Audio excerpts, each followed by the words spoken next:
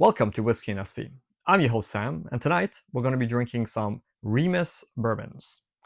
So my good friend Ralph gave me a couple of samples of Remus. I actually don't have any Remus bottles at all, and he is a big fan of Remus. So the two samples that he's given me, one of them is the Remus 5, which is bottled at 50% ABV, and the other is the Remus Gatsby 2023, which is bottled at 49.5% ABV.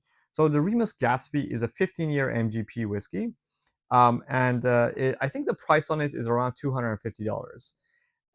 The Remus Repeal Batch 5, the Remus Repeals in general, are in the order of $80 plus tax. So there's a big price discrepancy between the two bourbons. However, my goal tonight is to sort of get familiarized with Remus's profile in general. I mean, it is MGP, so I kind of should know. I'm trying to actually like save a little bit for later.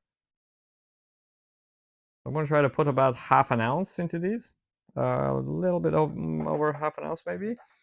And the goal for me is to sort of understand if I like Remus as a brand, and also if specifically if the Gatsby is worth it, because the Gatsby is quite an expensive whiskey, and I every time I've tried a sample, I've never really thought that it's that special. So I don't know why people get so excited about it. So I'm gonna put number one on the Remus Repeal batch 5, and number 2 on the Gatsby, and we'll put them here and we'll let this thing go. So yeah, I believe the thing about Remus is that they just basically get MGP, which is mid-grain, what is it, Midwest Grain Company or something? MGP, what does that stand for? Midwest Grain Products, something like that. Anyways, they get MGP juice from Indiana, and then they age it, I believe, in their own warehouses.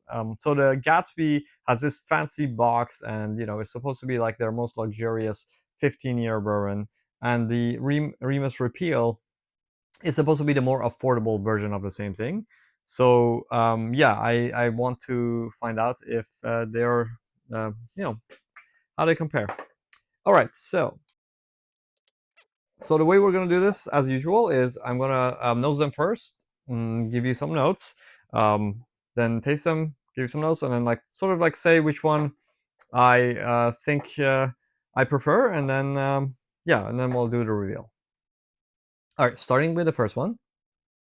Okay, so it's a dried bourbon nose. It's clearly a bourbon, obviously, so that you have those sort of oak, vanilla and slight caramel notes, but this has a dried characteristic to it, so it's sort of like a not so charred, but more of a dry oak sort of note. If I didn't know better, I might even think that it was sort of finished with something, but I don't believe these are finished actually. Neither of these products is a finished product. Okay, so pretty decent. It's sort of a little bit young. I don't think it doesn't come across as super old or anything like that. It has a little bit of a mineral quality to it as well. Overall, decent, but nothing to write home about. All right, going for the second one. Okay, this clearly comes across as more sweet and complex, more age to it.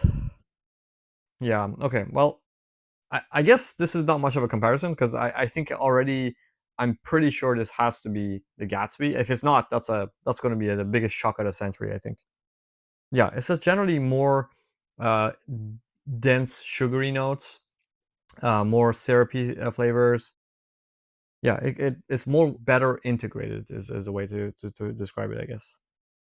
All right, I'm gonna start by tasting this one first. Yeah, it's decent. It's I think this is what a stereotypical MGP bourbon tastes like. There's nothing to write home about, but it's a strong, good delivery. Sort of 50% is not too strong, but not too watered down. It's like just the right amount of pour and play type of whiskey, and you get the oaks, you get the peppery notes, the sort of that make that mid palate very juicy and mouthwatering. And then the lingering taste is sort of what you would expect from a bourbon. You know, it's a combination of some oak tannins and some sweetness from the caramel. Overall, pretty standard, nothing to write home about.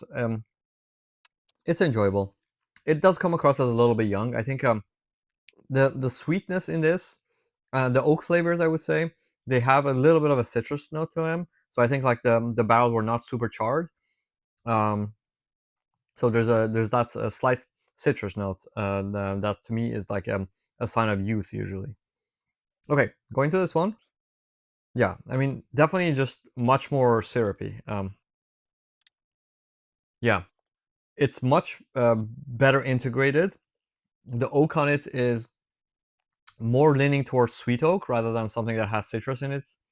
Um, it's yeah. So even the peppery notes, they're much better integrated with the sweet flavors, and it lingers much longer as well. And the lingering flavors are super nice. It's just very um, sweet oaky. You know, it's not there's no bitters, there's no sort of like tannins.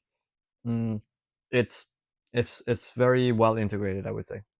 The question is, I'm now pretty sure this has to be the Gatsby. So let's just go to the reveal.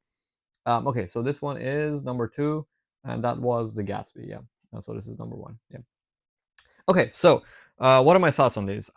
I think the um, the Remus Repeal is overpriced even at $80 because there's nothing special about this. This is I would much rather buy a Smoke Wagon, which is also MGP juice and around the same age, and I just feel like that the aging that is done in Nevada gives a much better profile to the MGP juice. So this is a little bit grainy.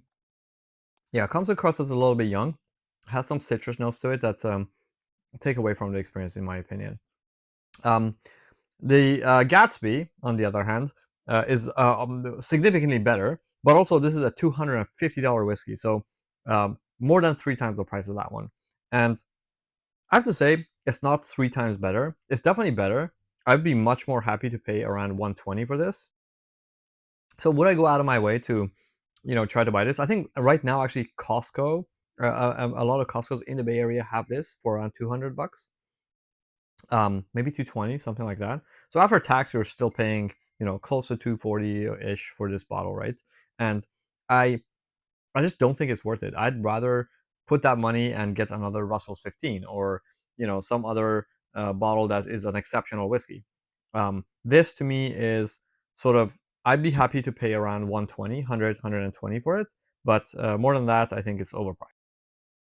Yeah, definitely nothing wrong with it. It's pretty decent, just not worth $250.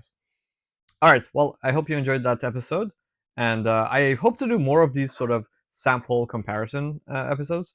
Actually, I've been collecting a lot of blinds, and I should be able to do some true blinds where it's just like completely unknown what it is, and I think those will be fun. So I'll try to work those out into my schedule in the coming year. All right. Thanks again, and see you next time. Cheers.